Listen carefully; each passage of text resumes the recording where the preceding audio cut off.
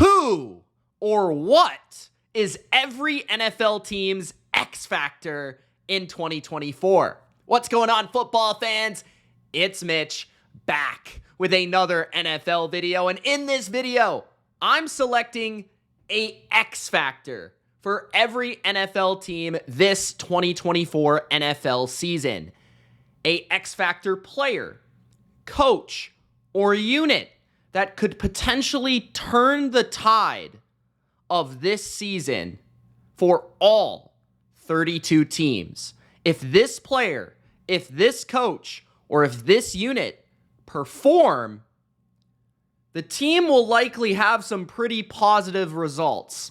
And if this coach, this player, or this unit does not perform, well, then maybe they won't reach their potential. If that sounds good, don't forget to Gronk spike the like button. Subscribe for more NFL content discussing all 32 NFL teams in pretty much each and every video. And get in the comments and let me know if you agree with my list of X factors this 2024 NFL season.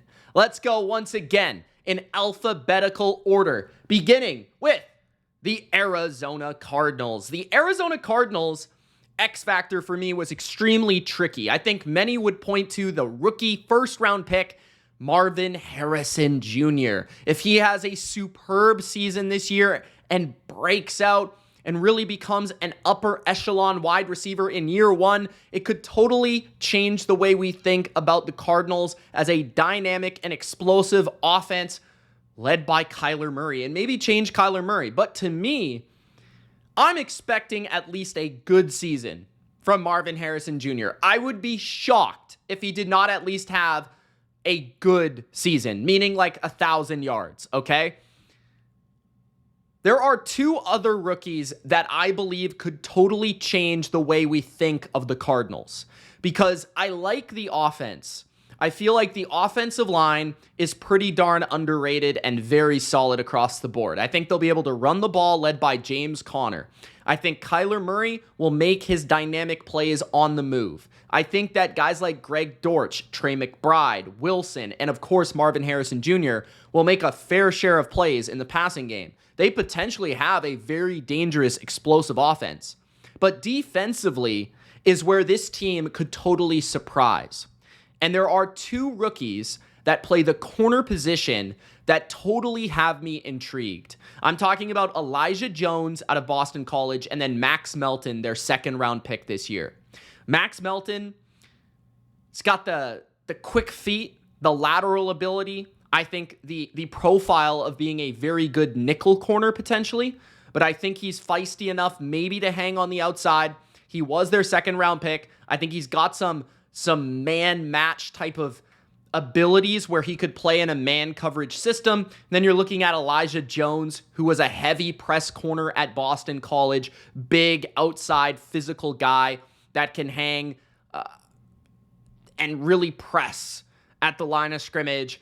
And I think he's got a pretty good profile for being like in that Charvarius Ward type of lane of players where maybe they're a little bit limited when you get them to change direction, but vertically down the field, they can really hang with top-notch number one X type of receivers. They've got the same sort of body, speed, production, really underrated prospect in my opinion that doesn't get talked enough about. So if those two guys really break out and are studs from day one and are at least very solid in the back end, that could just change the way the Cardinals are talked about on defense, because their defense is one of the worst on paper entering 2024. And if their offense is scoring the way that I think they can score, and they can just get decent defense led by two rookies in the back end that can really cover and are feisty and productive on the ball, then maybe, just maybe, they could compete for a better record and maybe even slip into the wild card type of conversation if this secondary can really up its game, because it's been troublesome the last couple of years. So I'm going with Elijah Jones, Max Melton, the two corners, the two rooks on the back end. The next team is the Atlanta Falcons. The Atlanta Falcons X factor for me is none other than Kyle Pitts. if the Atlanta Falcons want to reach their peak and their absolute highest ability, in my opinion, Kyle Pitts is going to have to become the target, the player, the tight end that many fans thought he would be coming out of the draft. Because I don't care how good Kirk Cousins is coming off the Achilles. If Kirk Cousins only has Drake London to reliably throw the football to and occasionally a deep ball to Darnell Mooney, this offense really is not going to have a productive and consistent passing game. And quite frankly, the defense is not good enough for them to be an upper echelon playoff contending team. So what they're going to need, besides Bijan Robinson running the football behind a strong offensive line, is multiple receiving weapons to throw the football to.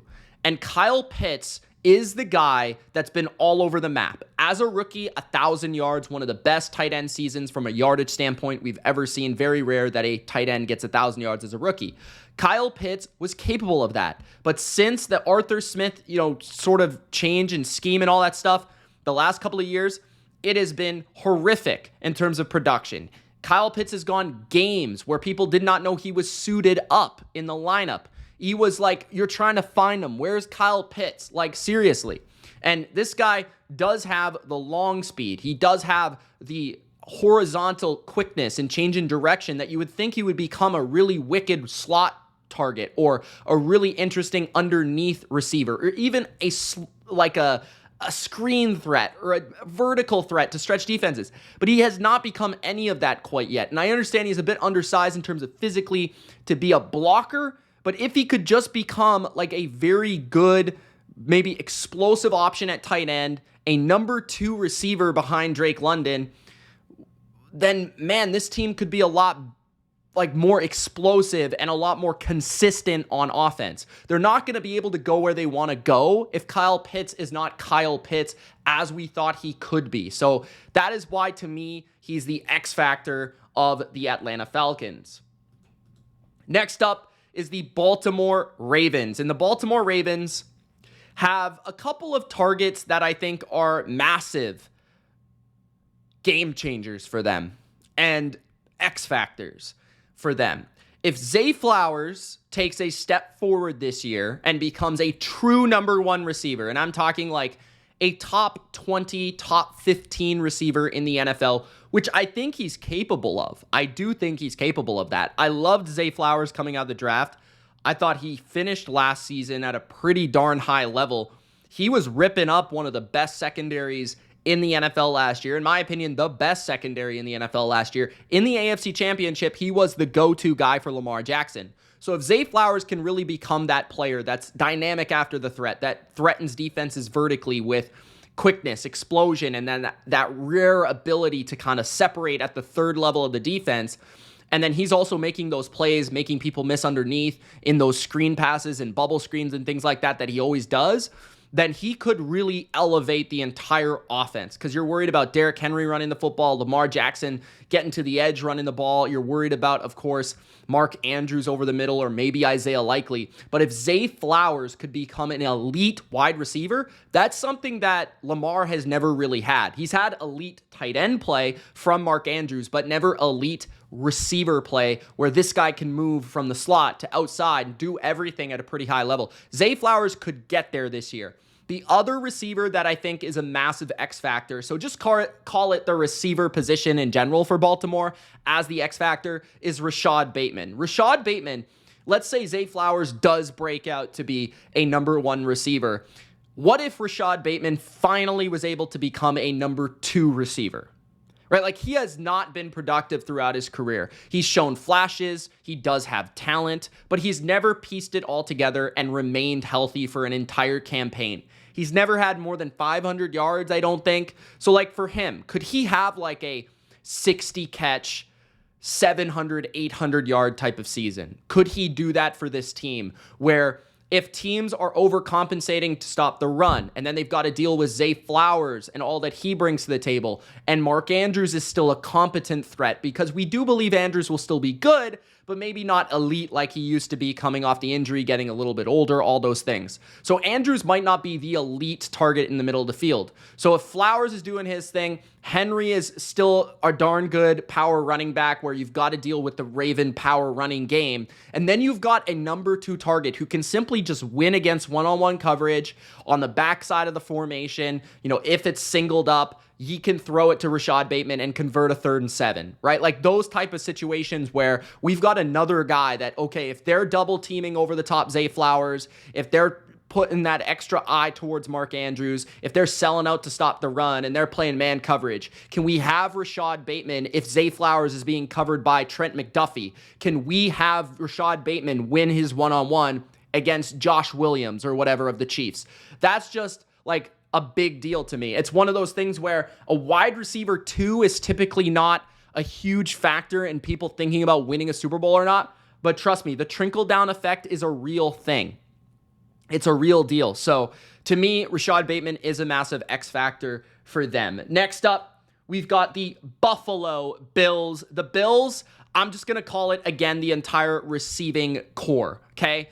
And that's Keon Coleman, the rookie, Curtis Samuel, the new signee, Khalil Shakir, the young receiver that was on the team that could break out, and Chase Claypool, the wild card, maybe he's got it receiver, right? So the Buffalo Bills obviously moved on from Stephon Diggs this offseason, which was a huge gamble considering that Diggs has been one of the most productive receivers in the NFL since he's gotten to Buffalo. And the combination of Allen and Diggs has been nearly unstoppable for about 4 years.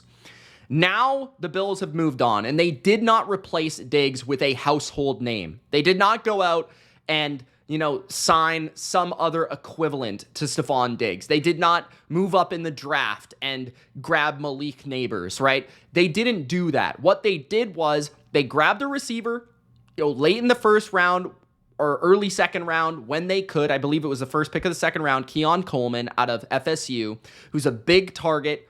I think's more of an underneath kind of yak threat, and then also maybe even a big slot. I'm not convinced that he is an outside X receiver personally. I think he's got great hands and great leaping ability, but I am a little bit lacking the evidence that he's explosive enough to run by people, so I'm a bit concerned about that. But Keon Coleman is one of those elements. Can he be just a chain mover for them, a very good possession receiver, somebody that can consistently move the chains like I talked about with Rashad Bateman on 3rd and 5, or maybe start a drive through a little screen pass, something like that, right? He brings a lot of energy to the table, as we've already seen in his press conferences.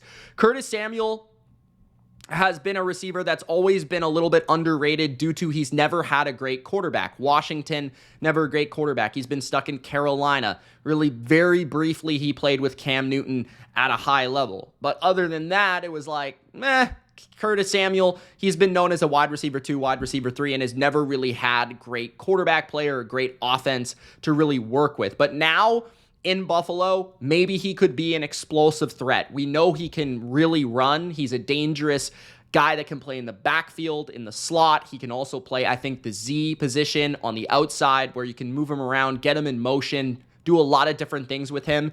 I think he is a true wild card factor where it's like, man, this guy could potentially have the best year of his career in Buffalo. Then you've got Khalil Shakir, who I really like as a shifty slot receiver. I don't think he's much more than that, but I do believe that he is somebody that could really do damage against man coverage oriented teams from the slot. And we've seen what he can do after the catch as well. I think his game could take a step forward as well with more play and more production this season. And Chase Claypool is that guy that they signed where they're giving him a second chance, right? Like he's a guy that played in Pittsburgh with Ben Roethlisberger, had pretty awesome rookie year. Then after that, had terrible quarterback play in Pittsburgh. Then he went to Chicago and it didn't really work out with Justin Fields on that trade. But again, he was, I think, a second-round pick in the NFL draft. He was traded for a second-round pick because he was a pretty productive early player in the NFL, but he never really had a quarterback. And now he goes to Buffalo, where Claypool is a freakish athlete. He can stretch the field with speed. He is a huge target. If he's motivated and he knows this is the last chance to perform in Buffalo, if he doesn't perform here, he's never going to perform ever, then, man, that could really turn the tide And he could be like a legit player that plays on every snap, and he could actually be Gabe Davis plus. Like, I wouldn't be shocked by that. So he could also flame out in training camp and not even make the team, but he could also be a pretty interesting player. So Chase Claypool, the entire receiving corps, Keon Coleman, Curtis Samuel, Khalil Shakir, somebody needs to step up. Probably two of these guys need to step up to really get the ideal replacement for Stephon Diggs. Next up, the Carolina Panthers. The Carolina Panthers X factor for me is their new head coach, Dave Canales, the former offensive coordinator of the Tampa Bay Buccaneers. My reasoning for this is a lot of people will say it's Bryce Young. Is Bryce going to be any good? Is he going to be better? Is the protection going to solve him?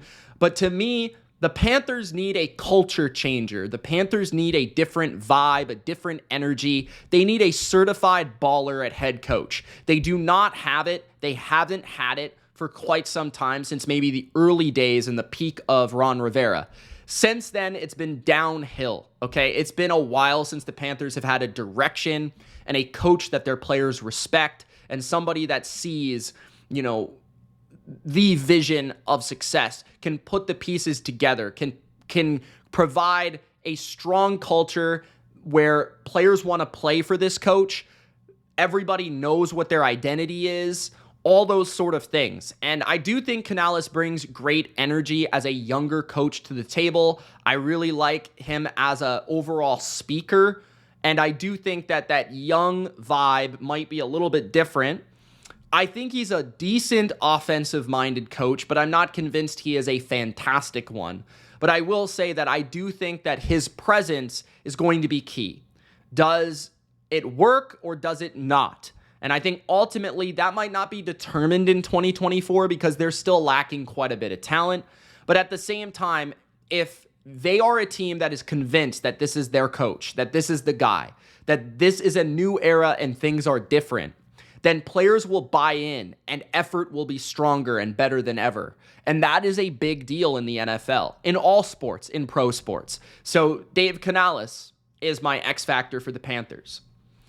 Next, we've got the Chicago Bears. The Bears, I'm taking the offensive line as the biggest X factor. We know that they obviously traded for Keenan Allen. They have DJ Moore. They drafted Rome Odunze. Caleb Williams has got targets to throw to. Cole Kmet's there. They signed DeAndre Swift. My bad. But the offensive line is still the unit where people are like, well, I know that he has all these receivers, but can they actually block anybody? If they can't block anybody, will they be able to throw to anybody? And obviously, Caleb, being the athlete that he is, he'll definitely aid that in terms of his ability to escape and create and maneuver the pocket. But the offensive line is one where if the Bears are going to be an upstart, young and gun team and a team that takes a step forward and actually competes for a playoff spot with a rookie quarterback, they're going to need to be able to kind of aid him in the running game well enough to be able to give him a competent running game to where the rookie is not having to drop back and win them the game all the time. That is a big factor for rookie quarterbacks. Can they rely on a running game? Can they rely on their defense? I think the Bears' defense will be solid enough where they won't be a bad unit, but the offensive line giving Caleb a running game is a key factor here. And then on the other side of things, can they keep him clean? Caleb is somebody that likes to buy a lot of time. He likes to roam around. He likes to, create. And so it's different playing with him than a traditional drop back passer that sets his feet and he throws the football, right? He gets to his landmark and he lets it rip. So it's a little bit different. It is sort of similar to playing with Fields, but also quite a bit different at the same time. But, you look at Nate Davis and Jenkins at guard. They're more power running sort of guards, in my opinion. Bates and Shelton are a big question mark at center. I would lean towards Bates being the starter there. Jones and Wright are the tackles. Jones has been a nice story, but how great of a left tackle is he really? I think he's probably average. Darnell Wright was decent as a rookie, but he could be better in year two. So the offensive line, to me, will determine the upside of this team. If they're providing Caleb a lot of time, well, then a lot of quarterbacks could succeed in those situations. And the real reason they're an X factor is because they have talent on paper, you look at them and you're like, well, this unit could potentially be pretty good. I'm not putting them as an X factor here because they're bad. Like, it's because they have talent. It's just like last year they were okay. They weren't great. I thought they might have been better, and they weren't necessarily. This year, can they take that step forward? Can they allow Caleb to play his inherent style of football and not cause him to change or speed up or any of those things that might rattle him, both short-term and long-term? So that's why the offensive line to me is such a big deal for the Chicago Bears. For the Cincinnati Bengals, I'm taking Trent Brown. I'm taking one individual here for the Bengals, and it's their right tackle, their new right tackle, Trent Brown. As a Patriots fan, I know Trent Brown quite well.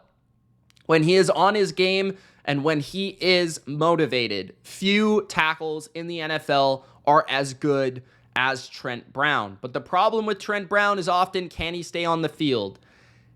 Is he in shape? Right? Those are questions, and that's why he signed the contract that he signed. A lot of teams are not willing to take on Trent Brown and all that he brings. Now, somebody like Ted Karras, I believe being a former teammate, I'm almost certain, of Trent Brown, that might help just a little bit to kind of bring that familiarity to the table of having a Patriot guy in that room as well as the center to help Trent Brown along the way. But also, why this guy is an X factor is because if he is playing like Trent Brown can play, last year he showed glimpses of that in a contract year where he was second in terms of island blocking, which means he didn't have help from the tight end, didn't have slide protection, didn't have a running back chipping alongside him. He was on islands regularly at left tackle for the New England Patriots, playing against some of the best pass rushers and defenses in the NFL, and he was still second best in that category, only behind Tyron Smith, the future Hall of Famer. So for Trent Brown, we've seen him elevate the Patriots in the past, right? The 2019 Patriots, or the 2018 Patriots, I should say, that went on to win the Super Bowl against the Rams. No, he's been in there for seasons where they have been really good. Even when he was with the Raiders at points, like, he elevated aspects of the team, especially the running game. So in Cincinnati, can he bring what he brings, which is a behemoth of a human that in the run game is going to maul, and in the pass game, he is an absolute brick wall. So if that happens, Joe Burrow is going to have a lot of time. Orlando Brown is a pretty darn solid tackle. And if you combine that with a very good right tackle in his own right, where you don't really have to help either one on the regular, you can kind of pick and choose the matchup. You can maybe be a little bit more straight up with your tackles and actually have a little bit more help towards the interior of the pocket. I would say that that would make the Bengals a very frustrating offense to play against, because it's going to pop off some explosive running plays. It's going to make them a better screen team if Trent Brown is moving and mauling the way that he can. If he's playing in pass protection as smooth as he possibly can, then they're going to be a very hard team to get pressure against. You're going to have to send extra people. When you send extra people against Joe Burrow, he knows where it's coming from. He can decipher it. He can get rid of the ball. And at the same time, if you're not sending extra people and he has all day to throw and he's creating the way that he can, then they're that much more dangerous. If they get a running game with a passing game, it becomes that much more dangerous. So the offensive line, being the best it's ever been in Cincinnati, could potentially take them over the top to where they want to be, which is Super Bowl, which is champion. And if Trent Brown is playing his best and is healthy and is motivated, they're going to be a very difficult offense to stop, and they're also going to be able to control games. So all those things make, to me, Trent Brown, the new addition at right tackle, a complete X factor for Cincinnati. The Cleveland Browns. The Cleveland Browns X factor, there's no other answer than Deshaun Watson. It's like unquestionable that the X factor is Deshaun Watson. I don't always want to go with the quarterback. Obviously, they're the most important player on pretty much every team. The quarterback position is so important in the NFL right now. I don't know if it's ever been more important than in the NFL right now. And Deshaun Watson is what's holding this Cleveland team back from being special, from being elite, from being a Super Bowl contender. If Deshaun Watson can somehow, some way, find a way to be what he was in Houston, this is a really dangerous team in the AFC because they have one of the most talented, top-notch defenses in football. They have an excellent offensive line that can run the rock with Nick Chubb. They have a tight end. They have Amari Cooper at receiver. They added Jerry Jeudy. They've got secondary weapons that can hurt you. And if Deshaun is creating behind the line of scrimmage and he's making big-time throws down the field and he's scrambling for back-breaking first downs and he's reading the field well and he's putting the ball in the right spots, then the Browns are going to be really tough for every team in the league because they can match up. If Deshaun elevates their drop-back passing game, if Deshaun can elevate their passing game, that pretty much gives them no weaknesses because we know they can run it. We know they can stop the run. We know they can rush the passer. We know they can cover. We know that they have weapons. It's just a matter of, can that quarterback be competent? So Deshaun Watson is without a doubt the biggest X factor on that team. The Dallas Cowboys are up next. The Cowboys, I'm going with their last 2 first-round picks. Tyler Guyton at left tackle this year and Mozzie Smith at defensive tackle from last year. If Mozzie Smith can find a way to play better in the Zimmer scheme as compared to the Quinn scheme, that would really help their run defense. He was drafted to stop the run. He was drafted to clog the middle. He was drafted to take pressure off of Lawrence, Parsons, Odigizua from rushing the quarterback because he was going to help them stop the run and put them in more advantageous positions to rush the quarterback. And with Zimmer there, he's going to have to find a way to get more out of Mozzie Smith. Be better hopping off that football because last year his timing, his ability to get off the ball was bad, right? And then that just has a trickle down effect in your entire game because if an offensive lineman is hitting you first, is punching you first, is getting to you first, you're in trouble as a defensive lineman. So Mozzie Smith has got to change his way. He's got to be better in year 2. And if he is, that changes the dynamic of this defense. If they can somehow be a better team against the run, then that is going to make them that much better of a defense. More sacks, more forced fumbles, more turnovers, more big plays for a Cowboys great pass rush and really talented secondary. So that is a big one for me. And then Tyler Guyton. He's a massive X factor. He's taking over for a Hall of Fame left tackle in Tyron Smith, who I just talked about being the best island tackle in football at the ripe age of his mid-30s. But Tyron Smith has been phenomenal for a number of years to the point where Dak Prescott has never had to worry about his blind side when Tyron Smith was in the lineup. Now, that was not all the time. But when Tyron Smith was in the lineup, it was certified that he would protect you. And Tyler Guyton, there are massive question marks about his ability to start right away in the NFL. Is he NFL ready? Does he need a lot of work in technique? Does he not need a lot of work with his feet? So there are a lot of questions with Tyler Guyton. But if Tyler Guyton can be a stud right away like Tyler Smith was from a year ago, then it saved you some money this year. And it also made you much younger, maybe more reliable at that position, less worry about injuries. And then I think you're also pretty excited about your future of your offensive line, especially on that left side to where you could be pretty dangerous in all aspects. So to me, Guyton, Mozzie Smith, these two guys could really help the overall team. Protect Dak and stop the run. So that's why they are the X factors of the Cowboys in 2024. Next up, we've got the Denver Broncos. The Denver Broncos X factor for me is Bo Nix, the rookie quarterback. Bo Nix, first round pick, shockingly, in my opinion. I did not expect him to go in the first round.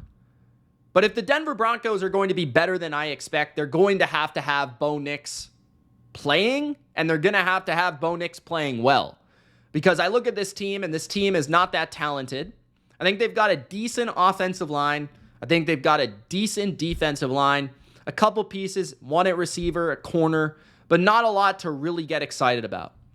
If Sean Payton is going to shock the world and upset some teams and be a team that, looking at the future, is getting a little bit more exciting, and you know that you have your quarterback of the future in Bo Nix, then, that's going to surprise people, because I think they're like the worst team in the league or a bottom 3 team. I think they're going to be picking up there.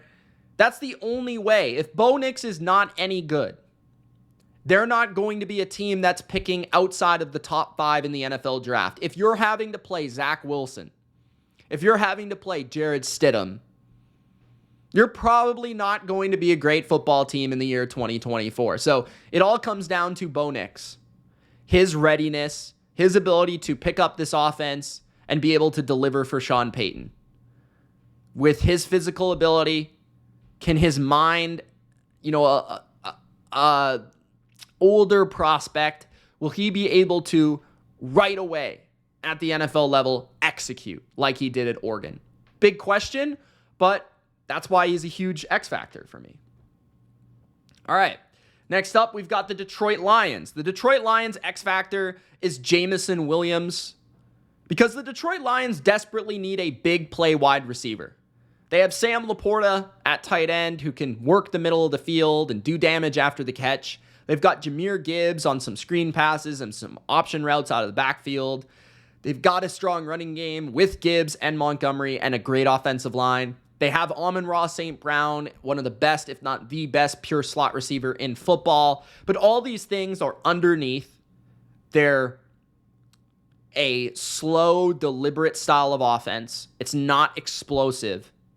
And they did at least have a Josh Reynolds last year who worked that intermediate level at a pretty high level for Jared Goff, and they always seem to have a rapport. But with the Detroit Lions, they need a guy that can strike in a hurry. A guy that can take a reverse and take it for 50, 60 yards. A guy that can take the top off the defense. A guy that at the very least teams are afraid of, that can just run by a corner in any given down. Because what that does is it changes the numbers in the box. It changes the numbers against the run, to stop the run, to prioritize the stop the run of the Lions, which allows them to play the way they want to play. Run it and play action. And if Williams is too dangerous of a perimeter target, too fast, too big in terms of his threat down the field, then teams will have to adjust to that.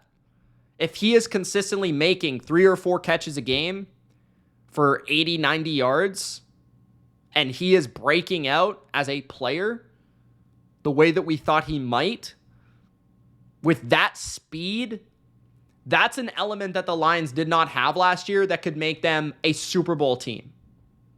Because the one thing that Jared Goff is missing to help him right now is that outside target that can not only run a comeback or a curl route and get 12, 15 yards on a 3rd and 12, but also a guy that can break a game open and score in one play, that can take a slant to the house, or that can run a deep post for 50, 60 yards. And then how that impacts the running game, the defense, and everything else within it. So that's why Jameson Williams is the X factor of the Lions.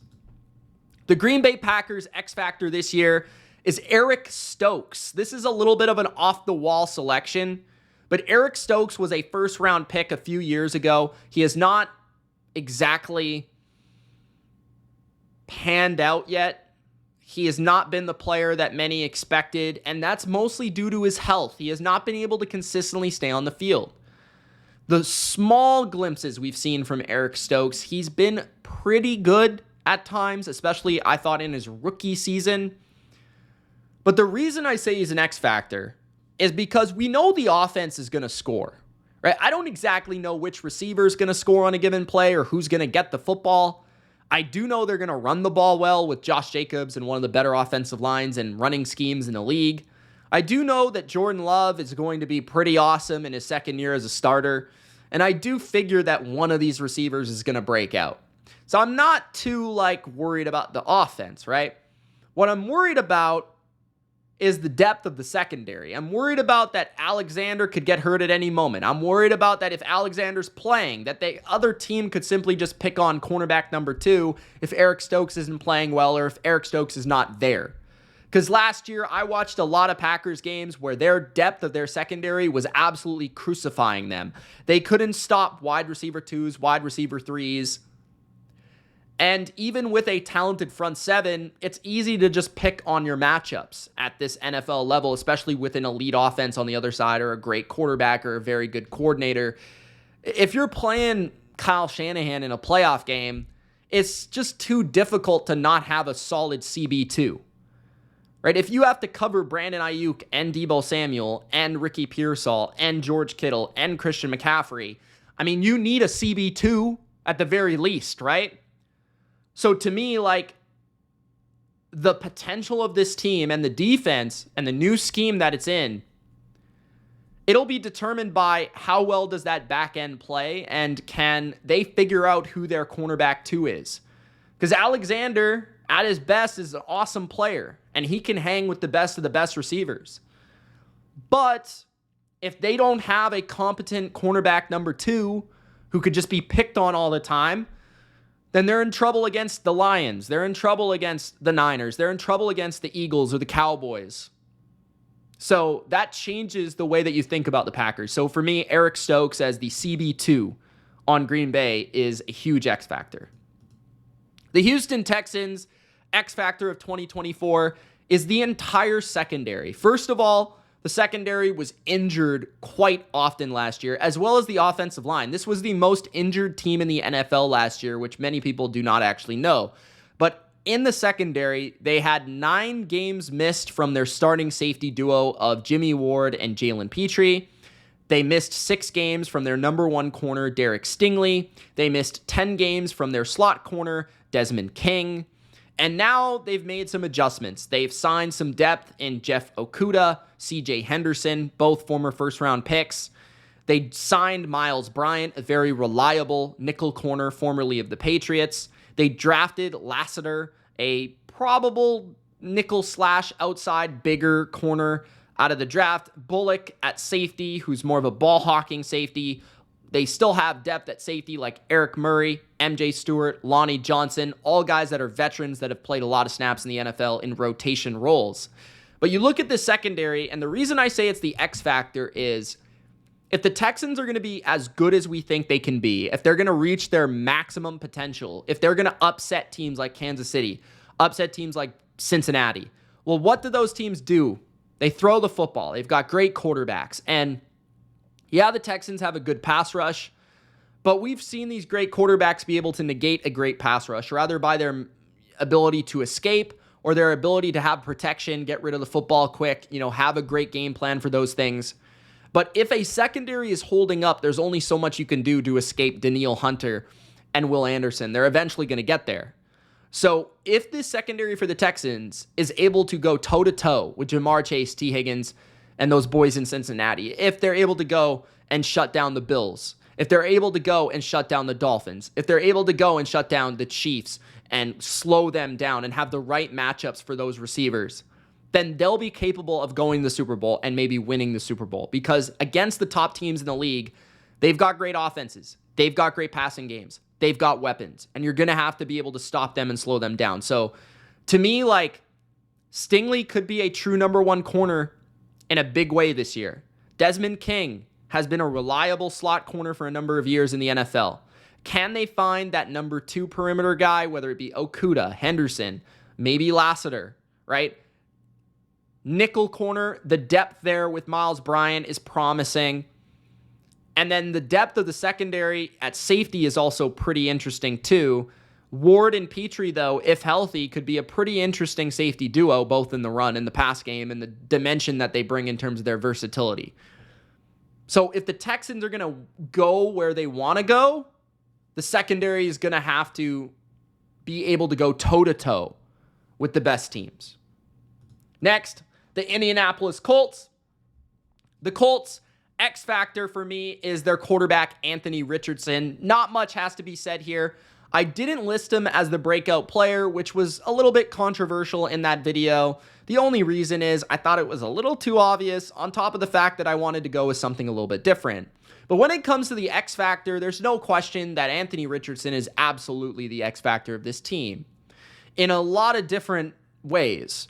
If he is great, this team might very well make the playoffs, and with their defensive line, their offensive line, and great line of scrimmage play on top of a pretty darn good coordinator in Shane Steichen, they could be a threat against any team in the NFL on any given day. If Anthony Richardson sucks and is underwhelming and he plays the whole year, but he's just not that good, he needs time to grow, or maybe he's just not it. He's turning the ball over too much, holding the ball too much, maybe he's running into trouble, or he's not reading defense as well. All those things, then the Colts are not going to be a good team. Pretty simple, right?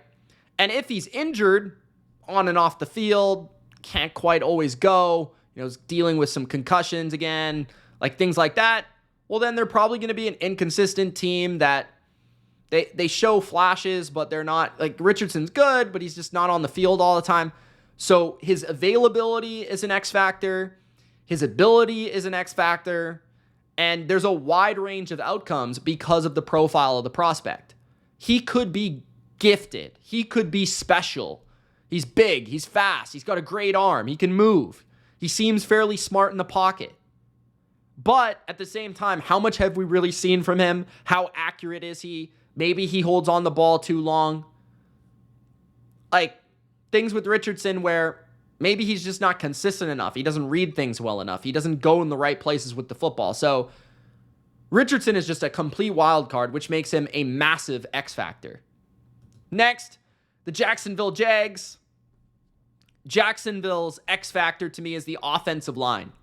Can they protect Trevor Lawrence? If they can protect Trevor Lawrence, he will probably remain healthy. If they can protect Trevor Lawrence, they will likely be a surprising contender for rather a wild card spot or the division in the AFC South, right? Now, Mitch Morse was signed to help the interior protection at center, call out those protections as a veteran name across the NFL, right? I believe spend some time in Kansas City with Doug Peterson. Harrison and Robinson are a tackle duo that are inconsistent. Harrison, last year, first-round pick. Robinson, a long-time tackle for the Jags who's been up and down and all over the place. And the other thing that's interesting about Jacksonville's offensive line is the depth that they now kind of have, right? Like Little at tackle, Foster, Fortner at center, who's played some starting snaps for them. They've got a decent layer of depth as well if they do lose one of their veteran players to age, injury, right? Morse, Scherf, things like that. If one of their tackles go down, maybe one of these guys that they've spent pretty high draft capital in can step in and be decent, right? So the offensive line, can they run the ball consistently? Can they keep pressure off of Trevor Lawrence? Can they allow them to have more of a deep, threatening pass attack now that they've added Brian Thomas Jr. to the mix? So those things are all interesting for me when it comes to Jacksonville, and it all starts up front with the offensive line. Can they have the best running game they've ever had with Trevor Lawrence at quarterback? Can Lawrence be able to maybe now have more time to operate in his look from left to right, from all those different things? So Doug Peterson, the Super Bowl team that he had a great offensive line in Philadelphia. He has yet to really have that in Jacksonville. The Kansas City Chiefs X Factor, it's definitely one of their receivers. You can kind of take your pick. I'm going with rookie Xavier Worthy out of Texas. And the reason I'm taking a receiver here, and specifically Worthy, is if the Chiefs want to be three-peat champions and if they want to win once again in 2024, they can't just rely on consistently kind of like dinking and dunking their way down the field. I think teams are eventually, like we saw in the Super Bowl, the Niners did sort of stuff them in the first half. The Ravens really gave them a tough time in the second half. If they want to be a team that's going to go through the gauntlet for the third year in a row, they're going to need more explosiveness. They're going to need more 2, 3, 4 play touchdowns. They're going to need more chunk plays, Without those plays, it's really hard historically to win a Super Bowl. The Chiefs did it for one season, but they can't really continue to do it, is what I'm trying to say. So they're going to need a receiver to take the top off the defense. They're going to need to see a playmaker get yards after catch. They're going to need a guy that they can maybe have return punts or maybe have take a handoff or a screen and just make magic happen. And Xavier Worthy is certainly that guy on their roster right now. You could also argue Rashee Rice, given the whole off-the-field potential situation, definitely could be an X factor. I definitely think Worthy is more of an unknown than somebody like Marquise Brown, who I feel like will be a productive player for them. Maybe like Juju-esque, where he's reliable, he's getting a ton of targets, but he's not necessarily a huge difference maker. He's just kind of there, but he's at least somebody that Mahomes knows where he's going to be. He's going to be reliable. Like, that's kind of how I feel Marquise Brown will be. Worthy is that element where it's like, this guy, he's the fastest guy ever at the combine. Could he bring just a hint of the former Tyreek Hill track speed to this offense once again? And that could potentially change the dynamic of this team and make them more threatening than they were a year ago, which will take pressure off of their defense. The Las Vegas Raiders are up next. The Raiders' X factor, this one was tricky. I'm going with cornerback Jack Jones. Jack Jones, just in his nature, is an X factor. I mean, we know what happened at the airport with Jack Jones, right? Like, we know what happened there. That's the reason he was let go from the Patriots, and he ends up getting on the Raiders with his former, I believe, high school coach or some sort of maybe college coach, Antonio Pierce. But some sort of relationship there, which definitely steered him in the right direction to perform for the Raiders. But Jack Jones, when you think about the Raiders this year, yeah, obviously they're going to have fairly decent quarterback play, but let's just say Minshew plays the way he did for the Colts last year, right, for this team. The Raiders will have a pretty good running game. They've got definitely some playmakers like Bowers, like Myers, like Adams. We kind of know what those guys are going to be. Maybe not so much Bowers, but at the same time, we do know how good of a prospect he is, so you'd think he'll be pretty good right away. Right? Defensively, we know that Max Crosby's a monster. Christian Wilkins is really going to help disrupt up front in the run in the pass game. And then Malcolm Kuntz is kind of that like next level breakout player that could really make their pass rush like really dynamic and special. So what do they need to complement that really destructive defensive line that can get after the quarterback and also stop the run? Well, they need a corner.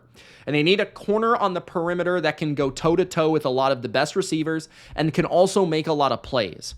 And Jack Jones is very reminiscent of a young career Marcus Peters. He gambles a little bit. He's a little bit spotty. Sometimes he will get beat on double moves and things like that because he's looking in the back, at the quarterback to try to see if he can pick a pass off. But man, this guy has rare capabilities of breaking on the ball and making special plays on the football. He can, he had 2 pick sixes last year for the Raiders alone.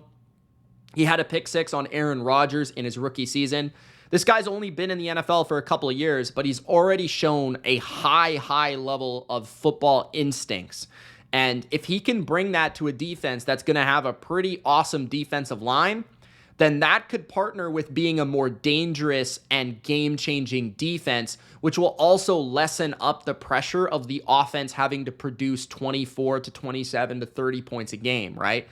And so that's why I think Jack Jones is so important. We know Nate Hobbs is a really good nickel corner, but they don't necessarily want to move him on the outside because he's better on the nickel, right? And then Jack Jones, if they can have him be the number 1 outside corner who's also capable of having 4 or 5 or 6 pick season, maybe returns 1 for a touchdown, that's a game-changing type talent that really helps one of the biggest weaknesses on the roster. So that's why I have Jack Jones as the Raiders' X factor.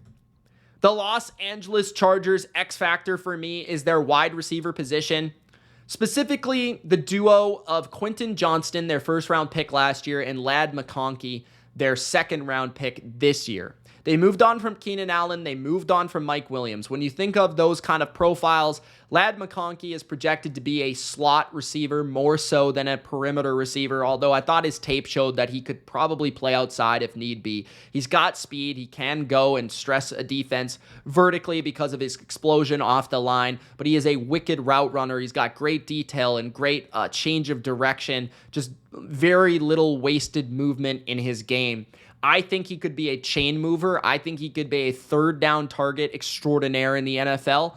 as was Keenan Allen for Justin Herbert. So Ladd McConkey is a huge, interesting rookie prospect. At the same time, Quentin Johnston, can he be a big play threat, a Mike Williams-esque player for them? Replace that side of Mike Williams where he could go down the field and make a big catch. He could out-jump somebody and win a jump ball, which was not Quentin Johnston's game in college. It was more the yards after catch. It was more outside, flying by people, winning vertically. Can he provide that to the offense? Josh Palmer, we kind of know what he is. He's like a low-end number 2, a good number 3 receiver. He's a possession target. They've got a good-looking room in terms of we've got a big, fast receiver. We've got a smaller, route-running, quick receiver and fast receiver, and we've got Josh Palmer, who's a possession, big target, big-bodied guy. So I like what they're doing with the room, but they don't have a number 1 target, and they might not even have a number 2. They have a lot of lack in terms of wide receiver talent in their room now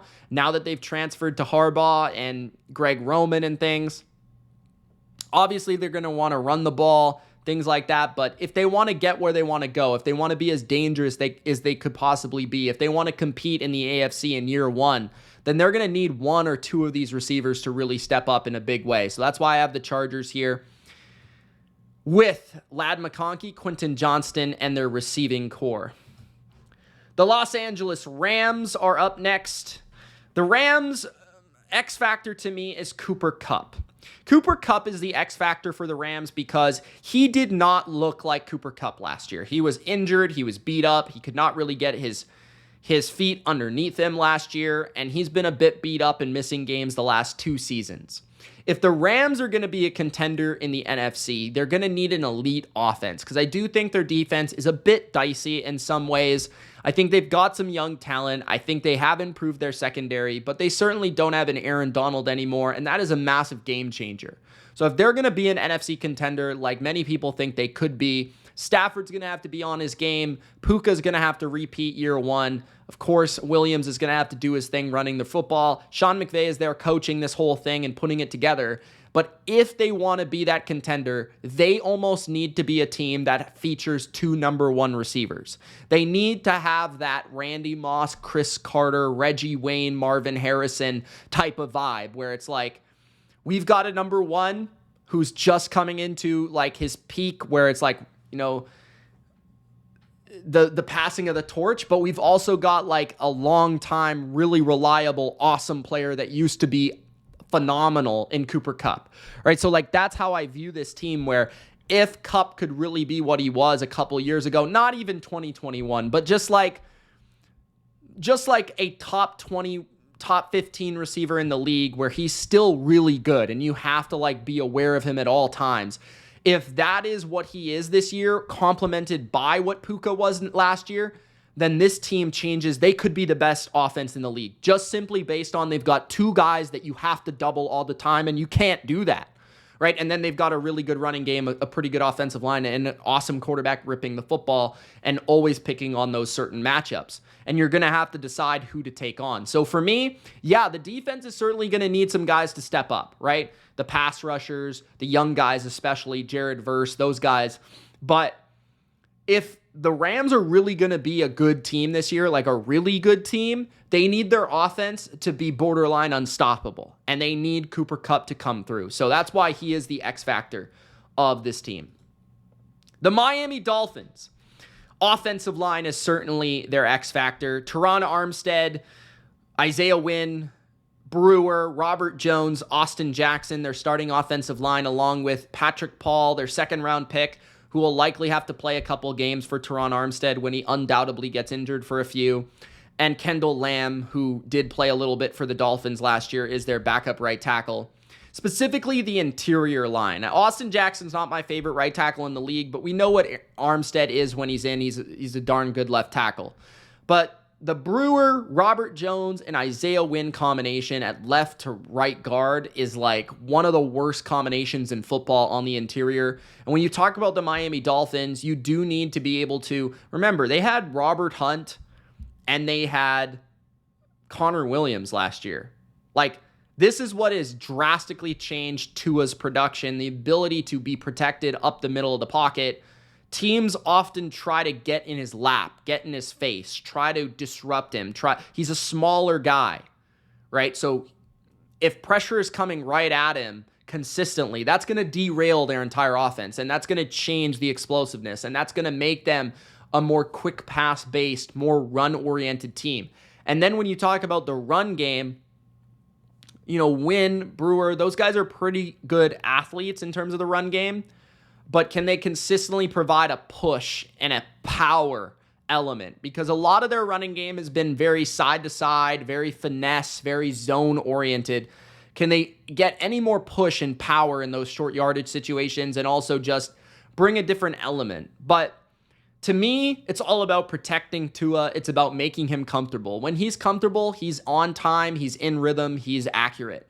When he is not comfortable, he is not a good quarterback. He makes mistakes, and the offense is not the same. And therefore, this team is not the same because this team is dictated by how explosive their offense is, given the resources they put into that side of the ball with, of course, Jalen Waddle and Tyreek Hill. So, yeah, the offensive line is a huge factor for me with that team. The Minnesota Vikings, their X factor is definitely Sam Darnold. And it's not J.J. McCarthy. It's not J.J. McCarthy because he's a rookie. He's not going to be the starter, apparently, according to Kevin O'Connell. The starter is going to be Sam Darnold, as he's already been named the starter. And to me, Sam Darnold could potentially have a career season this year.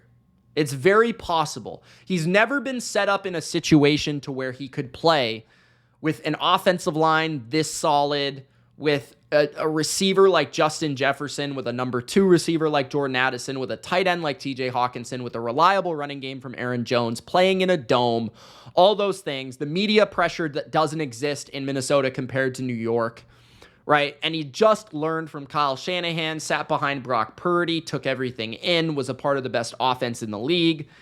It could be very possible that we're talking about Sam Darnold as the new Geno Smith. We're talking about, wow, where did the Vikings come from this year? They took Sam Darnold off the scrap heap, and all of a sudden they won 9 games. It wouldn't shock me that much if Sam Darnold, we were talking about a quarterback that had 28 touchdowns and 13 picks and scrambled for another 2 touchdowns, took care of the ball. He was very good off play action, right?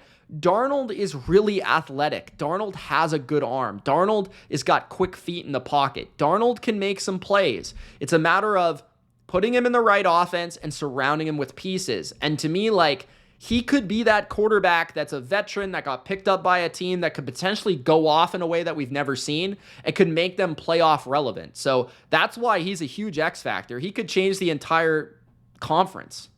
Next, the New England Patriots. The X factor, I don't hate to keep knocking down the quarterback thing, but it's definitely Drake May. There's no question it's Drake May, because only a quarterback such as Drake May, with the talent that Drake May possesses, can elevate a offense as kind of not wicked as the Patriots. I don't exactly know how to say it. Other than they're not very explosive. They don't have a lot of household names on offense, especially at receiver. And they don't have that type of skill talent. But let's just say that Drake May, from day one, has it. He can make the special throw. He can layer the ball deep down the field. He can scramble for a first down. He can break a sack. He is elevating his protection in front of him because he can extend and he can also break a tackle. He has an element to him where the running game is kind of pretty productive as expected, and he's working off play action, and he's making second level throws at a high level like CJ Stroud last year. And then he's complemented by an elite defense, which is very likely to be happening. It's the Patriots. So if Drake May is really good as a rookie, the Patriots could be the most surprising team in the NFL. But if Drake May is just okay as a rookie, or not good enough, or Jacoby Brissett is playing and it's just Jacoby Brissett, then this team's probably not going to be any good. You know what I mean?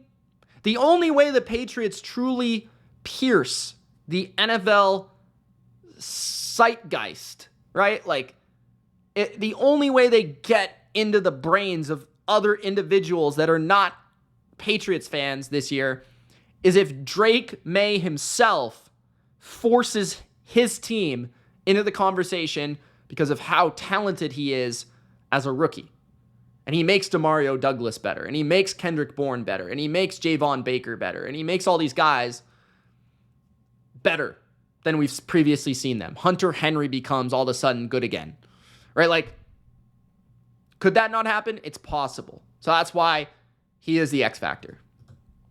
For the New Orleans Saints, my X factor is going to be surprisingly Marshawn Lattimore. And the reason I say Marshawn Lattimore is the fact that he's only played 17 games in the last 2 seasons. In those 17 games, though, he's still been one of the best corners in the NFL, allowing a 67 passer rating in 2022 and a 74 passer rating last season. If Marshawn Lattimore is very good and plays all the games or close to it, that would mean that the Saints probably have one of the best cornerback duos in the league, a solid safety duo, a darn good linebacking core, and probably an improved pass rush, to the point where their defense is probably flirting with the top 10. And in my opinion, the only way the Saints win this division is if Marshawn Lattimore is available for a majority of the games and their defense carries them to that division crown. Because honestly, I do not see this offense being fantastic. Could it be okay, average, mid? Yes. But Derek Carr is not going to be the reason this team wins 10-11 games.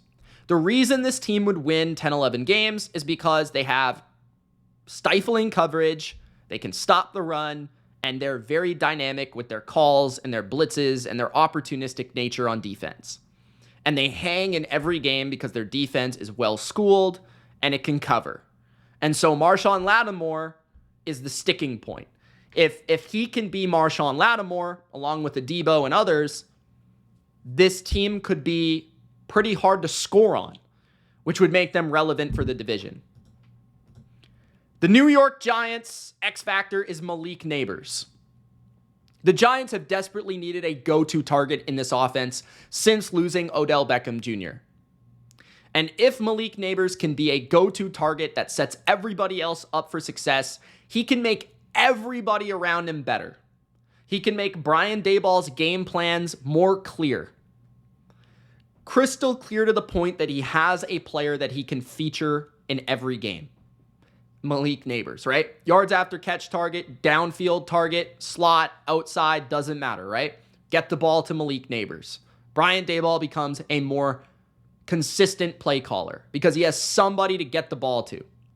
Daniel Jones becomes a better quarterback because he has somebody that can make a big play for him, that can separate, that can get open, that can beat man coverage. The offensive line becomes a tad bit better because Neighbors is getting open quickly. The receivers around him become better because they're now not the number 1. Darius Slayton, they might be the number 2. Jalen Hyatt can play more of a niche role of a deep threat. They could have a true slot receiver in Wan'Dale Robinson. And all those players fit their specific niche now that they have a number 1 receiver. And their defense probably is thankful for that because now they have an offense that can actually score a couple points. So that's why Malik Neighbors is their X factor. The New York Jets. Their X factor is going to probably shock some people. But the X factor of the New York Jets is Mike Williams. Mike Williams, when he plays, is a dynamic force of a wide receiver. He's one of those receivers that you can't cover. He just makes catches that don't make sense. He's a downfield explosive option, which makes him valuable when he's on the field. He's a guy that catches 17 to 20 yards per catch.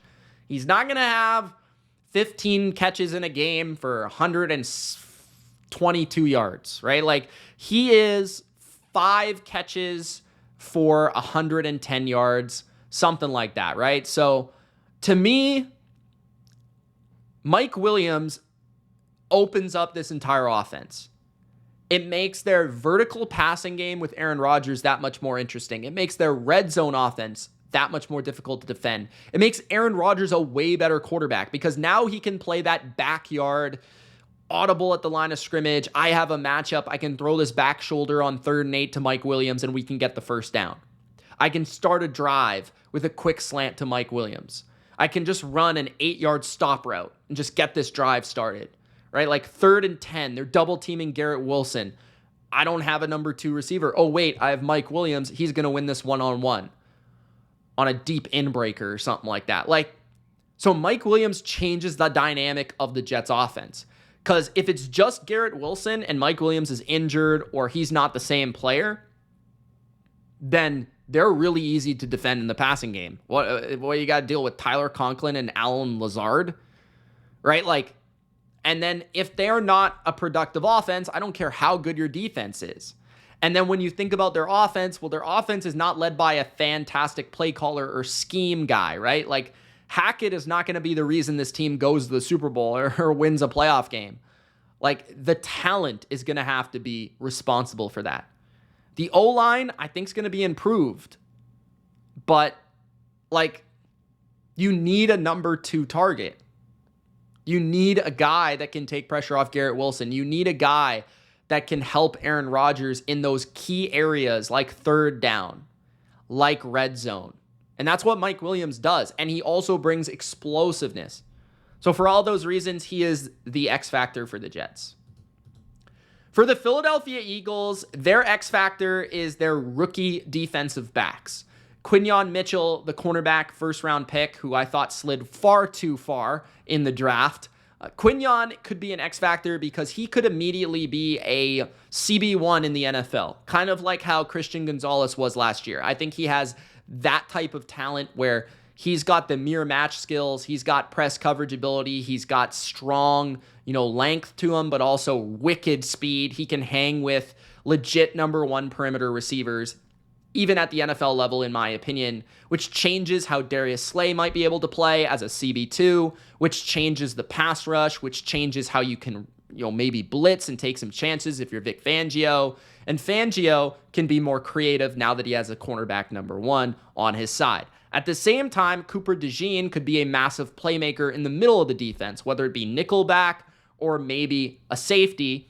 DeJean is a ball hawk, a wicked athlete, and can be used in a lot of different ways. Maybe a tight end stopper, right? Maybe a blitzer from the nickel position. He can do a lot of different things. So adding that speed, adding that athleticism, adding that range of these 2 players, adding the coverage of these 2 players could potentially make the Eagles go from disastrous defense at the end of last year to wow, they're really explosive now. They come after you as a pass rushing team. They can cover now. They're instinctive. They make big plays, and it's all because of 2 players that they drafted this past season.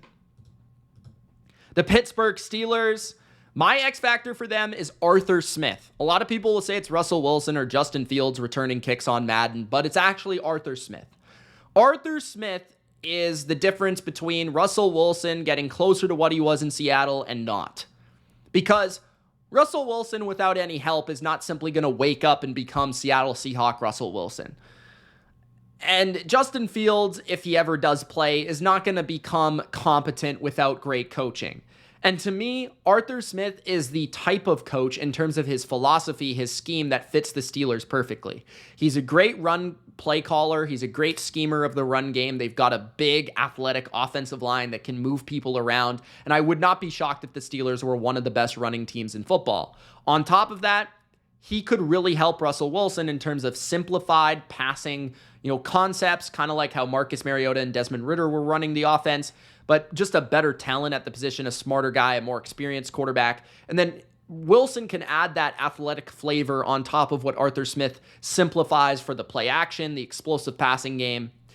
They seem to really mesh really well, just in terms of Wilson's skill set and Arthur Smith's philosophy as a power run play action based guy.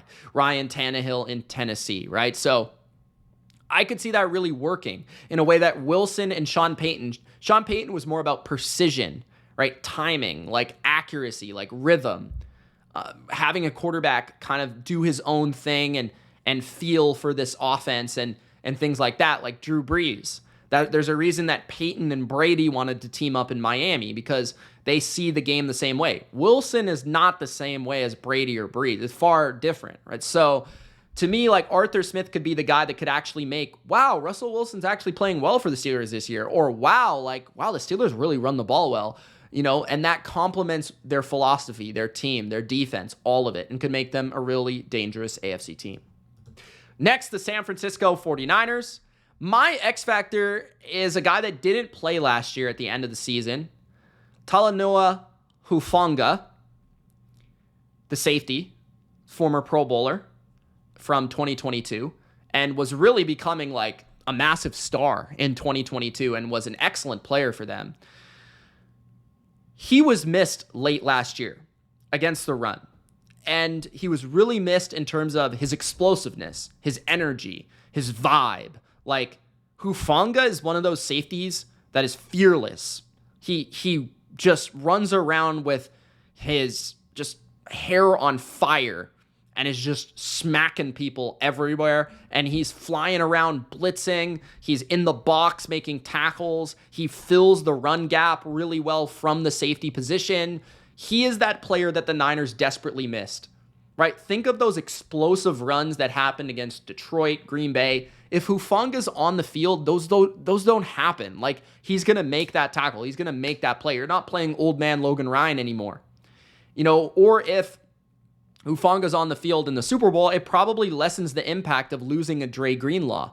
It probably lessens the impact of not having any speed in the secondary. Like, his ferociousness and energy and speed, it's what makes the Niners, especially with that middle of the field defense, appear so fast to me. So Hufanga is, I think, super underrated going into this year because people have kind of forgotten about him. But he could really elevate the Niners back to what that defense was 2 years ago. The Seattle Seahawks X factor for me is their interior offensive line, and this is pretty clear and evident. If they're going to make the playoffs, they need to block. They have everything else. I think their defense is fairly talented. I like the skill on the defensive line, the secondary, the coaching, all of it's there. They've got great receivers. They've got a running back, a tight end, and Geno Smith is a competent enough quarterback. But if they cannot block, if they cannot consistently get a run game going because they can't get any push, and if they cannot protect the interior specifically for Geno Smith, they're going to be in trouble, and they're going to lose games because their offensive line's not good enough, period. Right? Like Lincoln Tomlinson, is he washed? Is he not? We will find out. Olawatimi, I don't even know how to say his name, never really seen him play or heard of him before. Fifth round pick from 2 years ago. I think he's projected to be their center this year full time. Nick Harris could also be their center, formerly of the Browns. Maybe he'll be their starter. Anthony Bradford or Christian Haynes will play the other guard position. They drafted Christian Haynes. It'll be interesting to see how it works out.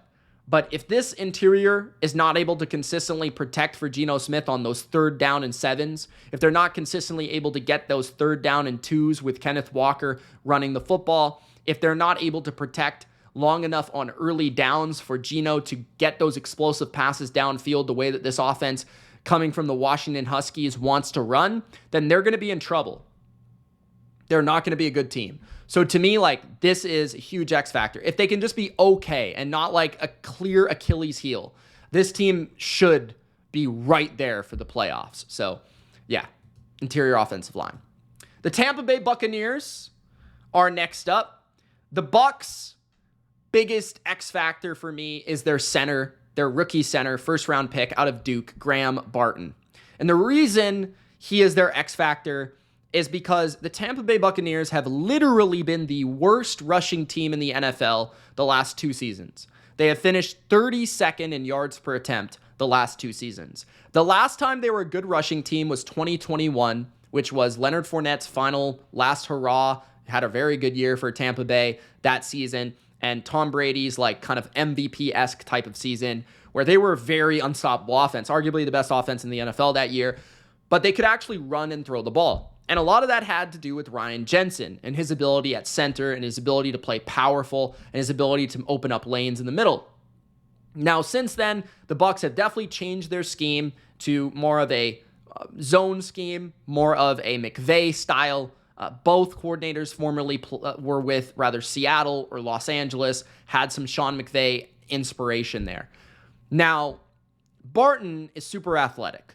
Barton is not only going to be probably a very technically sound right away center to protect Baker Mayfield, But where he could really become important is the consistency of the running game. And if they're able to get a consistent running game going, especially with that push up the middle and his ability to reach the second level and his ability to get in those zone blocks, be able to slice and half, the defensive line, I feel like that could change the offense. That could add another layer where they're that much more dangerous and they're, more importantly, more consistent because they can actually run the ball.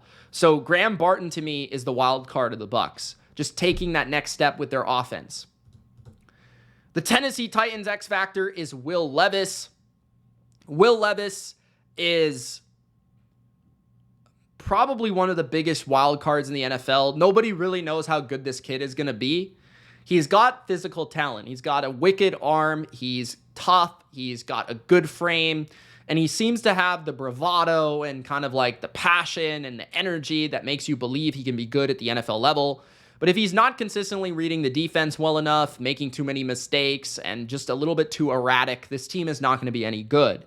But if Will Levis can make a couple scrambles here and there and a couple big throws here and there, and they're running the football well, well, then all of a sudden the Titans, with a pretty good secondary, a couple playmakers up front on their defense, a good, a kind of more interesting scheme, some receivers. If Will Levis can just rip the ball down the field to Calvin Ridley, get the ball where it needs to go to DeAndre Hopkins, and complement their overall philosophy of a team, they could be a really underrated kind of upstart type of team this year. So Levis is definitely a huge wild card.